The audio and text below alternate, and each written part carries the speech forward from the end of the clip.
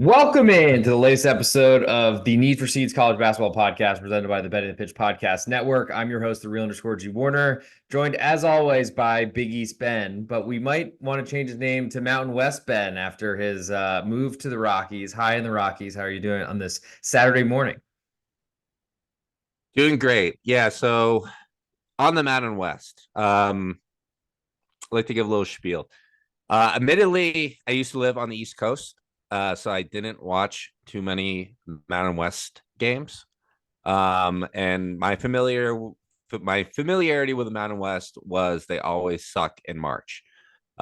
Moving to Denver recently has obviously put me in better position to finish up these games.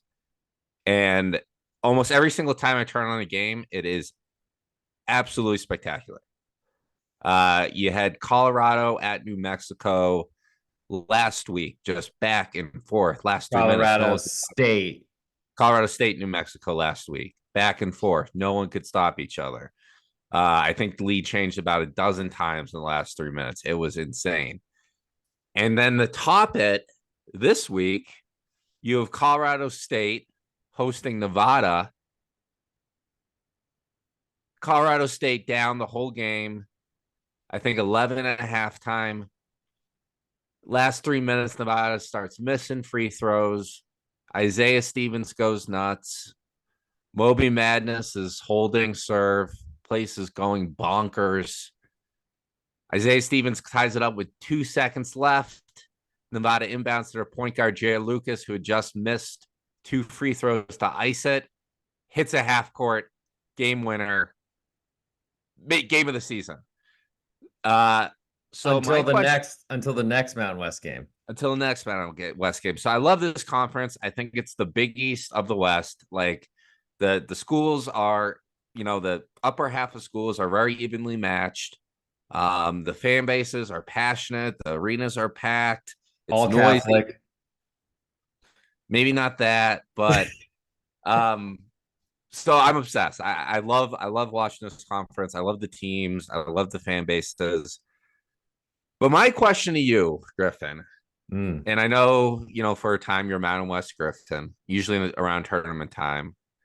How do you think these schools are going to do? Because it seems like they get their magic powers from their home court. I think we can say that about a lot of teams in college basketball in the year of our Lord 2024. So I think this term's going to be wild. I think it's going to be, wait for it, matchup based. But there's some quality teams in the Mountain West. We've seen San Diego State. They've proven that they can go deep in tournament runs. You could argue that they were fortunate, but I think they were pretty much, I mean, I guess beating a Furman team was a nice thing in the second round last year, if memory serves. But then they had to beat Creighton, which was one of the best teams in the country, very underseeded, and they just kept doing it and doing it and doing it, beating a really good FAU team with a huge comeback in the Final Four to get to the finals. I feel like there's some provenality or some proven nature to that team. Colorado State, not sure Nika Medved has really had a ton of NCAA tournament success, but he's been rebuilding programs left and right. And Isaiah Stevens, one of the best players in all of college basketball that I don't think a lot of people talk about. So he's a big deal, and having good guard is really important.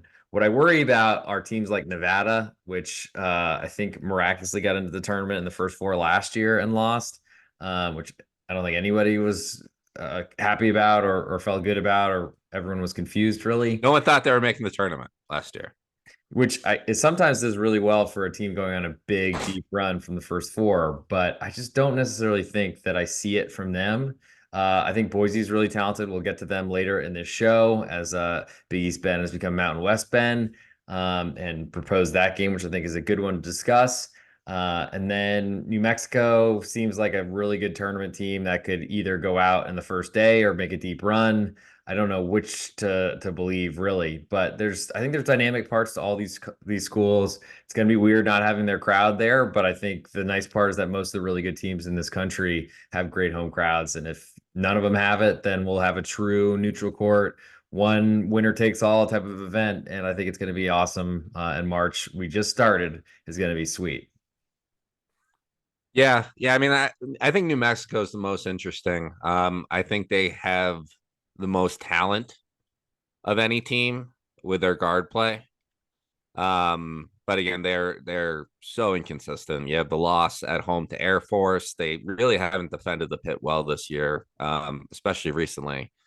They're kind of like the biggest wild card. I agree with you with San Diego State with that stability, with Ledee probably in the experience, probably poised to make the deepest run. But But other they than can't that, shoot. They can't shoot threes, so like that's a really big problem. And yeah. maybe their defense isn't good enough for them to win a bunch of tournament games or even just one. It's going to be wild. Especially they're not going to be seeded very strongly. I don't think the Mountain West. I think they're all going to be a bunch of like 7, 8, 9, 10, 11 seeds. So that's going to be really tough. But everyone needs a seed, as you've heard on this podcast. We're going to go through a litany of games. We're going to do 5 and then give out best bets end of show. If you're not following at BSpen on Twitter, do that. If you're not following the real underscore G Warner on Twitter or on Patreon, go make sure you jump in and we'll get into the game, starting with TCU and those technically Christian universities. They are currently a 7-point underdog on the road at BYU, coming off maybe the biggest win in BYU program history.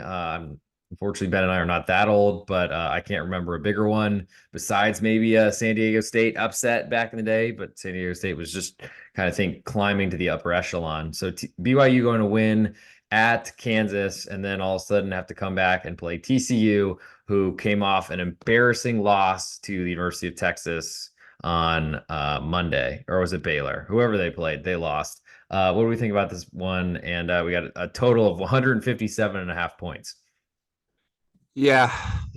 I mean, right now my confidence is wavering. Up is down, left is right. You have road teams just going into state BYU, for example, Texas at Texas Tech last week, for example, and just rolling. Um, it just seems like a strange time in hoops where we can't just throw our short home favorites, home dogs, darts at our And at anyone our who will accept home the dart. underdog Yes, short home yes. favorite start board and have success. So I'm just wary about these kind of matchups now and just trying to take a deeper look. The BYU win over Kansas, I mean, that is the letdown of letdown spots. That was a crazy win. They shot the ball amazing from three. Really locked in on defense down the stretch. I mean, Kansas was missing McCullough. We gotta definitely preface that. I think Nick Timberlake had way too many shots than he deserves in that game. Mm. But credit to BYU. Obviously, I would agree with you. Biggest win in program history. TCU is one of those teams, though, that I've liked to bet on the road just because they had pretty good success just beating Baylor and also competing very hard against Kansas. Again, this does come down to BYU's 3-point shooting. Um, TCU does defend the interior a little bit better than they defend the exterior. Perimeter. Uh, Sure. but I don't know. I like TCU. They play hard every game. I like Tennyson. I like Nelson Jr. I think this is a letdown spot for the Storm and Mormons. I'm going to take TCU with the points in this one.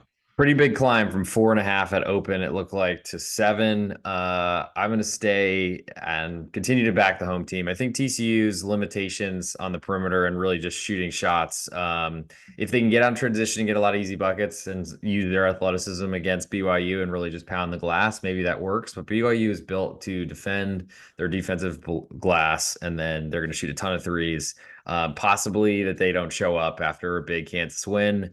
But I don't think the Marriott Center will allow that to happen. So I will take BYU -7. Certainly not my cup of tea laying that type of point, or points plural. But we'll move on to another big favorite. We have Mississippi State visiting Auburn. Currently, Auburn a 10-point favorite, total at 146, which feels gigantic for a Mississippi State game. But if you watch Kentucky or their game against Kentucky, plus their you can probably call it a collapse, or maybe Kentucky finally finding their footing late in the second half. Wow, a lot of F's in that. Glad I didn't mess that up. What do we feel about Mississippi State bouncing back, going on on the road to a really tough environment that I don't know anybody has really looked great in besides Kentucky.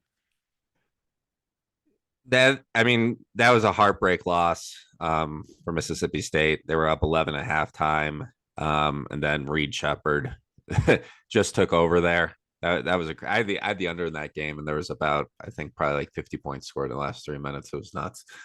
Um, like you said, Auburn, maybe the best home court advantage in college basketball this year. I like to see how Mississippi State has performed on the road this year versus these upper echelon SEC teams, and the results are not great. Lost by 13 at Kentucky, lost by 32 at Alabama, and lost by 9 at Florida.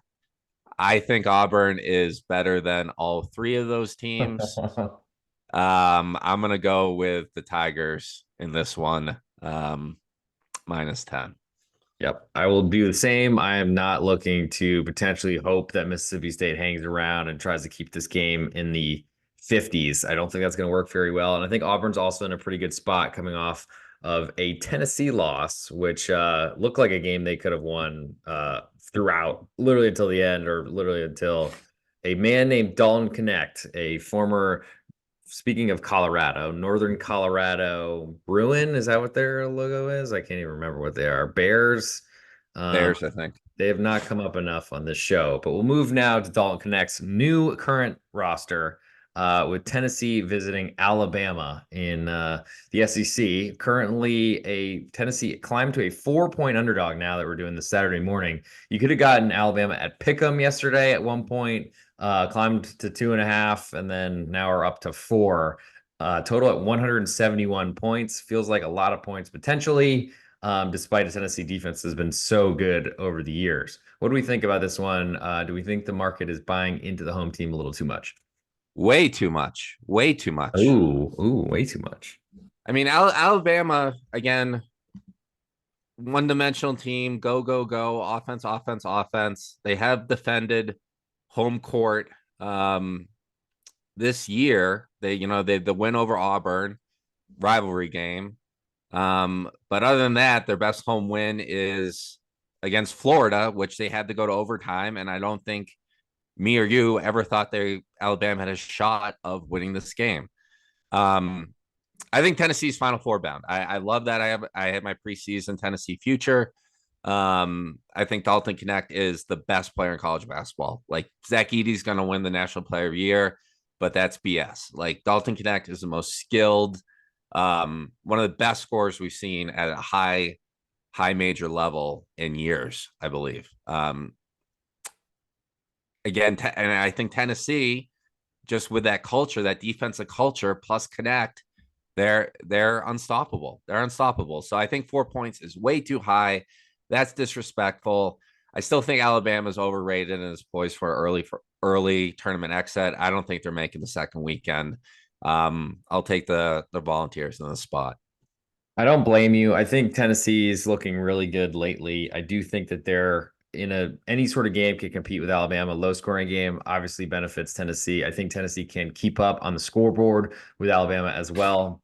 But I'll lay the 4 points. I'm not veering off of home field or home court advantage. And just because Alabama doesn't have a lot of great wins, this is their biggest opportunity for one and will hugely help them to be overseeded in that NCAA tournament. And that we could bet against them and knock them out early, hopefully. We'll move now to the new adopted conference, New Mexico visiting Boise State. Opened at Boise, a 4-point favorite, which I definitely saw at 2.5 yesterday. So who knows where I'm getting these numbers and whether they're trustworthy or not. But I guess you can argue about the legitimacy of openers across DraftKings, BetOnline, and the various spaces. If you're not a member yet at BetOnline or Sportsbetting.ag, if you look in the promo codes, whether you're watching YouTube, Spotify, or on Apple Podcasts, there is a link to go get a bonus, get free money from the casinos. Follow those links, and you will should just sign up, throw some money in, and they should give you money, especially coming in to the NCAA tournament. And of course, conference tournaments start on Monday. But I'll go back to this matchup. New Mexico visiting Boise State, a 3.5-point favorite. Boise State is at home. Totals of 154 points. New Mexico needs a W. New Mexico badly needs a W. This team was safely in the tournament 2 weeks ago, and then they host Air Force at the Pit, and they lose by one. And then the last out of their last 7 games, they are 3-4. So they have completely fallen off. Wins over Colorado State, Nevada, and Wyoming. Boise State has pretty much played a cakewalk schedule since they dropped 2 in a row on the road, Colorado State and Utah State. They've played beat Fresno State, San Jose State at home, and then taken down Wyoming and Air Force on the road. So given kind of that cupcake schedule, given New Mexico's desperation at this point, given that, like I said before, I think New Mexico has the most talent in the Mountain West. I like the Lobos on the road, going to Boise and stealing this one. Boise State has protected home court well, but they do have losses to UNLV, do have losses to Utah State. They're not unbeatable. Given the desperation, given the talent disparity, I like New Mexico. I think you're underselling Boise State's talent a little bit. I also think you're underselling the cakewalk schedule, as you mentioned, allowing people to get healthy. I think that's a big problem for a lot of teams across the country. We saw with Texas Tech hosting Texas earlier this week that they just didn't have any big guys because Warren Washington hurt his foot, came back from an injury, and got hurt again. I think that's an underrated part of that scheduling. It certainly doesn't help Boise with being prepared or as sharp for this game, and maybe they start slowly. But I still think Boise, especially, I think they're a 10-point underdog at the Pit, and they won in New Mexico, in Albuquerque. It's certainly a concern that this is a payback type of game. But I think there's a little bit less motivation towards payback when you're really trying to get your train back on the tracks. So give me Boise 3.5-point favorites. I'm hoping that they fall a little bit further so I can actually play them. I generally have a pretty strict 3-point favorite rule, but I might even go outside of that. I like Boise enough in this one. Last match. Have we disagreed on every game so far? Hopefully. Well, I think we both took Auburn at home, so I don't think that's changing much. But that's good for the I think embrace debate was once a hashtag. I don't know if that still works now or however that goes. But we'll move to the last matchup of the weekend, and then we'll get to best bets. So stick around for those. Gonzaga, a 2.5-point underdog on the road at St. Mary's, total at 141 points. What say you at Big East Bend, at Mountain West Bend? Did you watch the Gonzaga San Francisco game yet? Unfortunately, yes. Can we just talk about how BS that they played that game at the Chase Center? I have plenty of thoughts, but you can go first. Well, why would you do that as an administration? Like, I know you need to sell more, you want to sell more tickets and whatever, but it just hurts your team. You have an awesome on-campus gym, a great environment, and you go to a 22,000 seat arena that the lower bowl is maybe 60% filled. It's a totally different paradigm shift, and it's just stupid. And you kill your program. You kill your program's chances. I mean, Gonzaga, San Francisco fought hard in that game. I think they had a 1-point lead at halftime. Nope. And then they led the whole half, then threw a backwards pass out of bounds, which then gave Gonzaga the ball. They scored to take a 1-point lead into half. Yeah, and then Gonzaga, I think, started the second half on a 16-0 run, 19-3 run, something like that. I think it got to 22-3 at one point. Yeah. I don't even think they were counting the run towards the end of the first half where Gonzaga was making a comeback as well. It got ugly fast.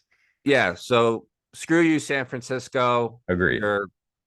You're just putting your guys like Mongolian Mike in a bad position, and your administration should be ashamed of itself. So let me answer quickly. So the reasoning behind it apparently was that USF was trying to own San Francisco and become San Francisco's college basketball team. I don't know, with literally everyone losing tech jobs and everyone trying to get the hell out of San Francisco, and literally I can't tell you how many people I meet that are leaving California, coming to anywhere in Texas is like better than there. I don't know what the decision was, especially if you actually think about the makeup of the team, a 3-point reliant San Francisco team that shoots a lot of them against a Gonzaga team that can only play inside. I mean, maybe you don't know that coming into the year, and it depends on your efficiencies and what you end up using. But they literally went into an NBA gym, which is notorious for a bad shooting sight lines, adjustments, players, especially 3-point shooters, thinking that they want to show off and maybe get confused by which line is which, because there was definitely an NBA line on the court. Just all these things going the wrong direction. But I don't know if they played on the moon or even on a were able to put 10 guys on the court if they could have stopped Graham EK. Keep going. San Francisco's team, yeah, like come on, like they want to be the St. John's. Like, how's that going for St. John's when they play at the Garden? It went well against Butler, but besides that, it's not gone great. But I guess when you call the entire team slow-footed or unable to move laterally, Weak. eventually that turns around the season. I more to come on that. We'll see. We'll see how the Johnnies finish up.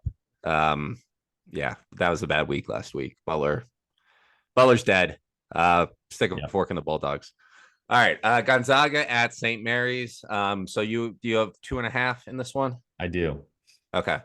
St. Mary's, again, we know non-conference,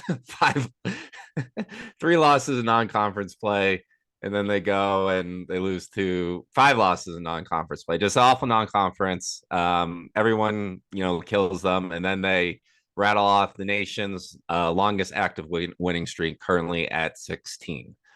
I really like the St. Mary's team. I've watched them a lot. I think Mahaney is an amazing guard. And then you got, Saxon and Jefferson on the inside. They're big, they're strong, they're physical. They play great defense.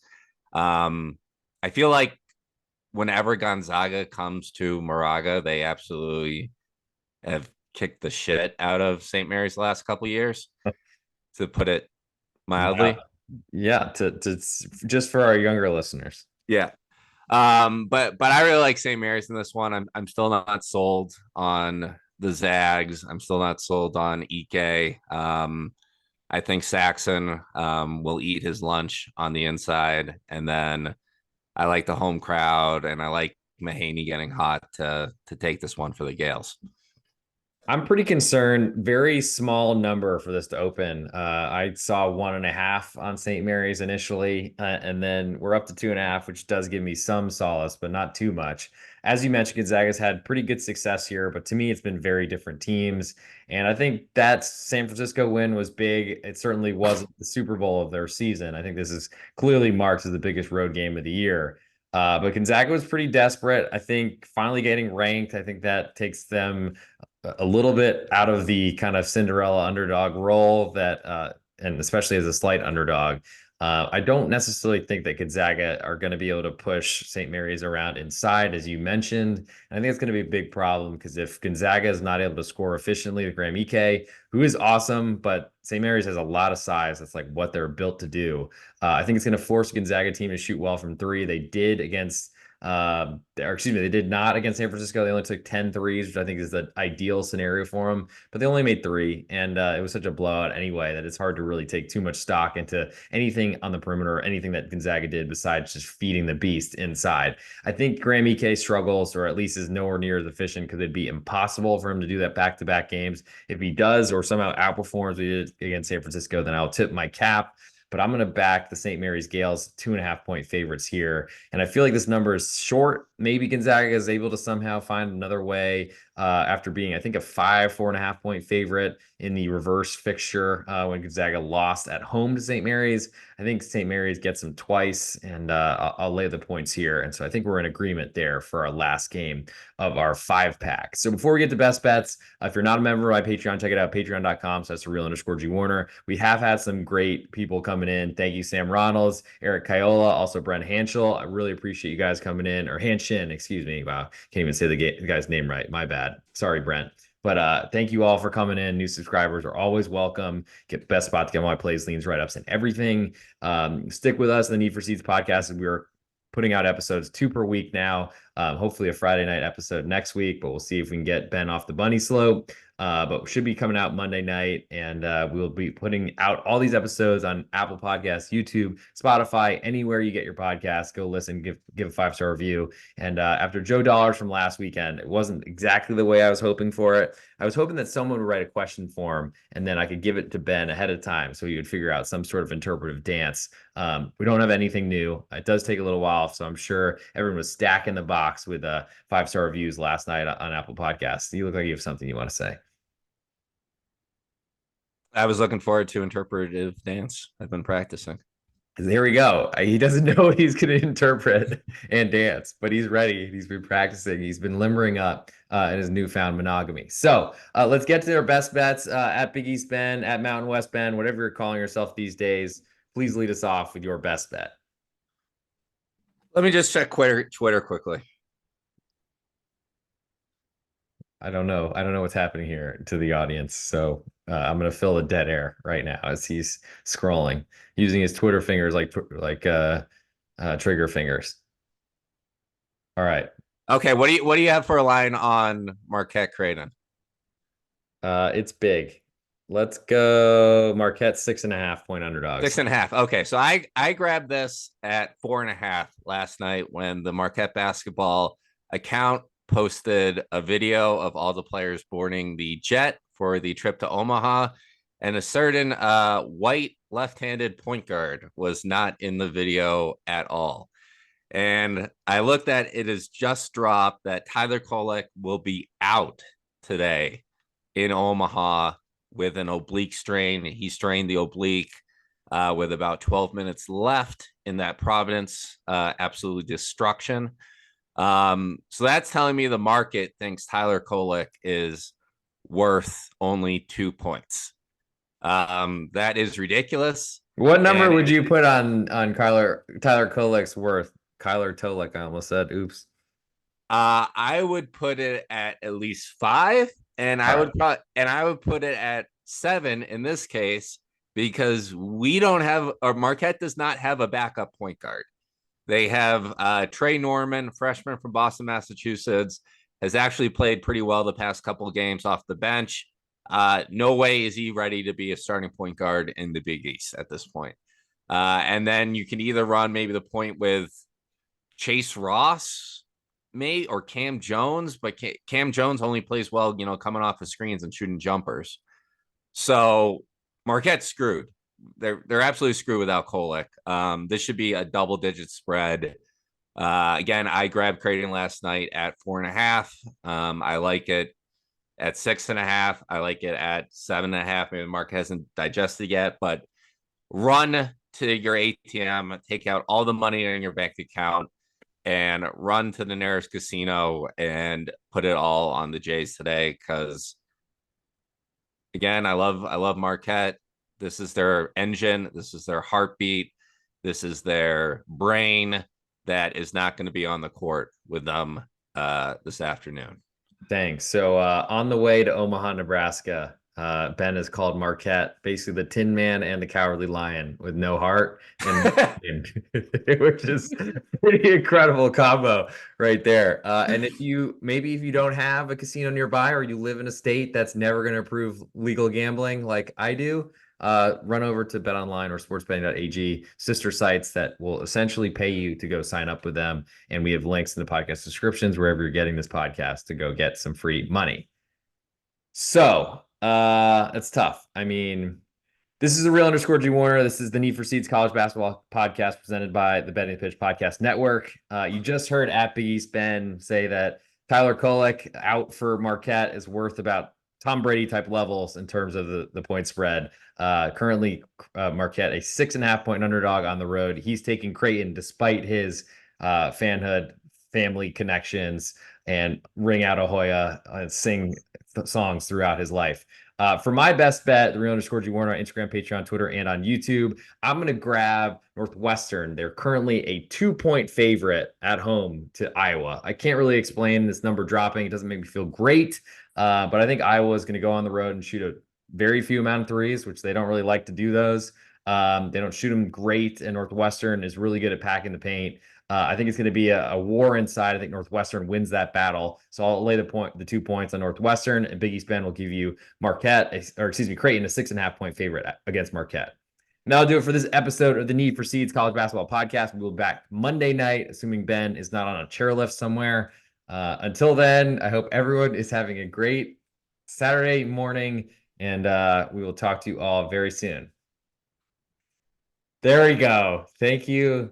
I'm going to make that perfect. Hold on. I got to maximize. If you're not watching, this is a perfect time to know exactly why we were recording as minutes before the slate starts, as now we have a profile picture. And that'll do it for this episode. Thank you for tuning in. We'll see you on Monday. Ben will be wearing his ski goggles the whole time.